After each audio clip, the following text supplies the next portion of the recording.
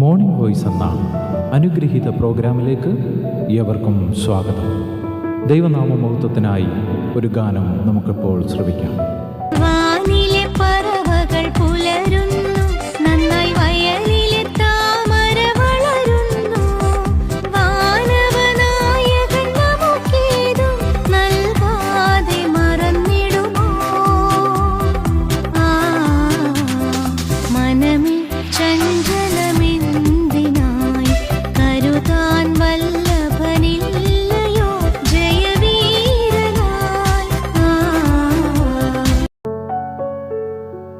ഇന്ന് നമ്മോട് വചനത്തിൽ നിന്ന് സംസാരിക്കുന്നത് കർത്താവിൻ്റെ പ്രിയദാസൻ ജെയിംസൺ തോമസ് നെടുമ്പാശ്ശേരി. പ്രാർത്ഥനയോടെ ധ്യാനചിന്തകൾ നമുക്ക് ശ്രവിക്കാം.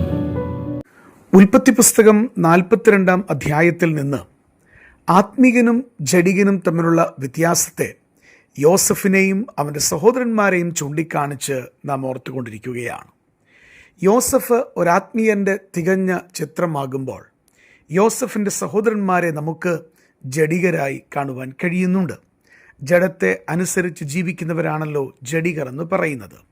ദൈവത്തിൻ്റെ പരിശുദ്ധാത്മാവിൻ്റെ ശബ്ദം കേട്ട് ദൈവാത്മാവിന് വിധേയപ്പെടുന്ന ജീവിതം നയിക്കുന്നവരെയാണ് ആത്മീകർ എന്ന് വിശുദ്ധ തിരുവെഴുത്ത് ഉദ്ദേശിക്കുന്നത്.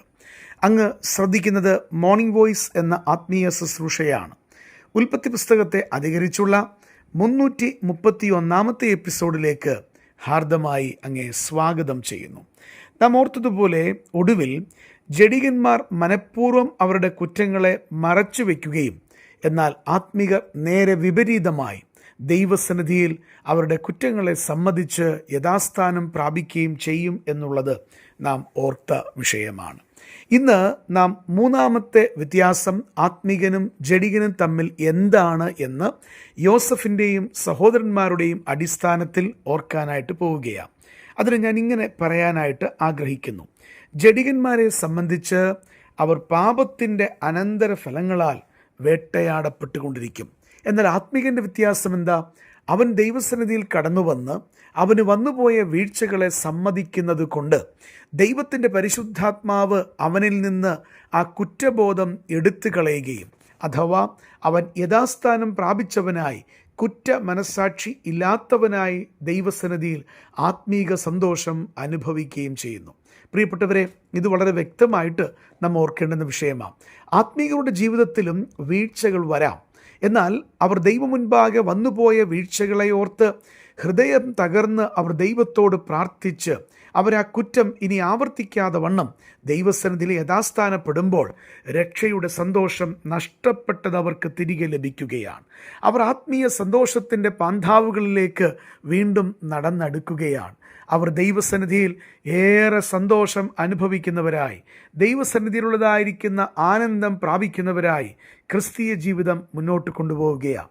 എന്നാൽ അങ്ങനെയൊന്ന് ജഡികൻ്റെ ജീവിതത്തിൽ സംഭവിക്കാറില്ല.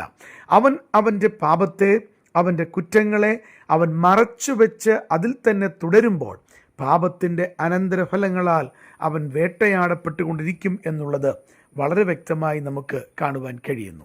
ഉൽപ്പത്തി പുസ്തകം 42 അധ്യായത്തിൻ്റെ 21-22 വാക്യങ്ങളിലേക്ക് വരുമ്പോൾ ഇതേ അനുഭവം ജഡികരായിട്ടുള്ള യോസഫിൻ്റെ സഹോദരന്മാരുടെ ജീവിതത്തിൽ നമുക്ക് കാണുവാൻ കഴിയുന്നുണ്ട്. അവർ യോസഫിനെ പൊട്ടക്കിണറ്റിലിട്ടു, അവനെ വിറ്റുകളഞ്ഞു. അവർ ആ കുറ്റം മറച്ചു വെച്ചു. അപ്പൻ്റെ മുൻപിലും അവർ നല്ലവരായി അഭിനയിച്ചു. ആ കുറ്റം അവരെ പിന്തുടരുകയാണ്.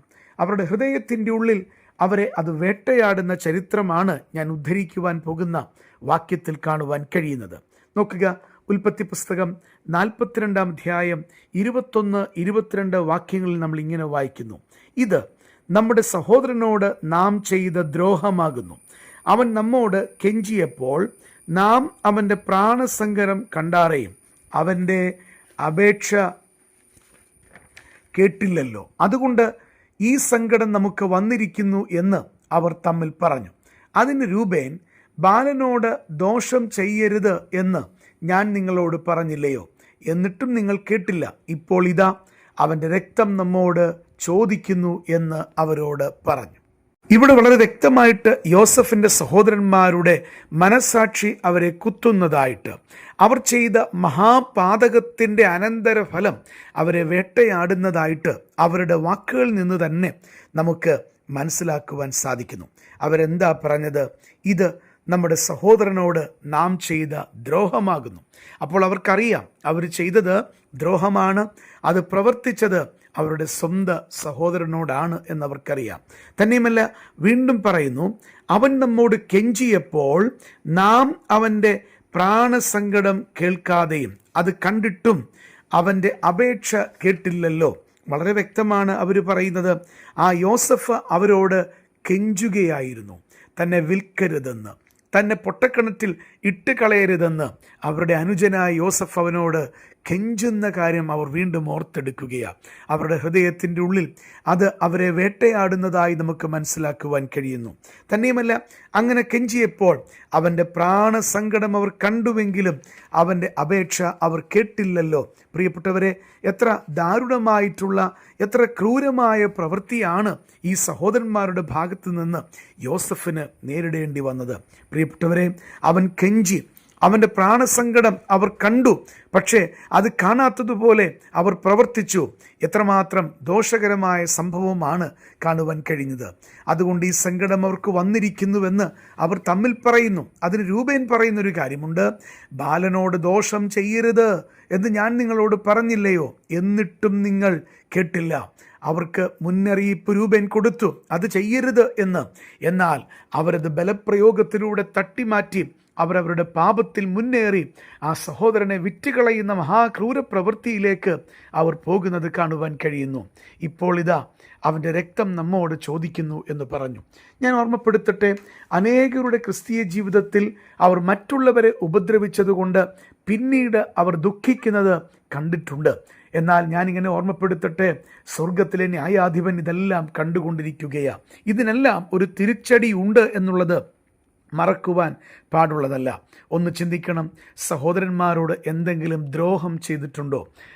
അങ്ങയുടെ വാക്കിനാലും അങ്ങയുടെ പ്രവൃത്തിയാലും ആരെയെങ്കിലും വിഷമിപ്പിച്ചിട്ടുണ്ടോ? ദൈവസന്നിധിയിൽ അങ്ങനെ ഉണ്ടെങ്കിൽ അതിന് എത്രയും വേഗത്തിൽ പരിഹാരം വരുത്തിയില്ല എന്നുണ്ടെങ്കിൽ പിന്നീട് ആ പാപം അങ്ങയെ വേട്ടയാടും എന്നുള്ളതിന് യാതൊരു സംശയവുമില്ല. ആരുടെയെങ്കിലും കെഞ്ചൽ, ആരുടെയെങ്കിലും കണ്ണുനീർ അങ്ങയുടെ മുൻപിൽ വന്നിട്ടുണ്ടോ? താങ്കളുടെ സ്വയനീതി കൊണ്ട്, ആ നീതീകരണം കൊണ്ട് അതിനെ മറിച്ചു കളഞ്ഞ് അതിനെ കാണാതെ പോകുമ്പോൾ ഓർക്കുക, പ്രാണസങ്കടം കാണുമ്പോൾ അപേക്ഷ കേൾക്കാതിരുന്നാൽ ഓർക്കുക, അതിൻ്റെ ഒരു ദോഷം, ഒരു തിരിച്ചടി വരും എന്നുള്ളതിന് മറക്കരുത്. അത് തന്നെയുമല്ല, മുന്നറിയിപ്പുകൾ ലഭിച്ചിട്ടും വീണ്ടും മറ്റുള്ളവർക്കെതിരെ നിൽക്കുകയാണെങ്കിൽ കഠിനമായിട്ടുള്ള ശിക്ഷാവിധിയിലേക്ക് കടന്നു പോകേണ്ടതായിട്ട് വരും. ഗലാത്യ ലേഖനം 6-ാം അധ്യായം 8-ാം വാക്യം ഇങ്ങനെയാണ്: ജഡത്തിൽ വിതയ്ക്കുന്നവൻ ജഡത്തിൽ നിന്ന് നാശം കൊയ്യും. പ്രിയപ്പെട്ടവരെ, ഈ വാക്യം ഉദ്ധരിക്കുമ്പോൾ ഏറെ ഭയം തോന്നണം. ജഡത്തിൽ എന്താണ് വിതയ്ക്കുന്നത്? അതൊന്ന് പരിശോധിപ്പാൻ ഇടയാകണം. ജഡത്തിൽ നിന്ന് വിതയ്ക്കുന്നതിന് അത് ജഡത്തിൽ നിന്ന് കൊയ്യുന്ന നാശത്തിലേക്ക് വഴി നടത്തും. അത് വരാതെ കർത്താവിൻ്റെ മുൻപാകെ കുറ്റങ്ങളെ ഏറ്റുപറഞ്ഞ്, മനുഷ്യനോട് ചെയ്ത കുറ്റങ്ങൾ മനുഷ്യനോട് ഏറ്റുപറഞ്ഞ് ദൈവം മുൻപാകെ ശരിയായി ജീവിക്കുവാൻ ഈ ചിന്ത മുഖാന്തരമാകട്ടെ. ദൈവം അങ്ങേ അനുഗ്രഹിക്കട്ടെ. ഇതുവരെ ഞങ്ങളെ ശ്രദ്ധിച്ച എല്ലാവർക്കും വീണ്ടും വരുന്ന കർത്താവിൻ്റെ വിശുദ്ധമായ യേശുക്രിസ്തുവിൻ്റെ നാമത്തിൽ ഞങ്ങളുടെ സ്നേഹവന്ദനം അറിയിക്കുന്നു. കർത്താവ് നമ്മളെല്ലാവരെയും അനുഗ്രഹിക്കുമാറാകട്ടെ.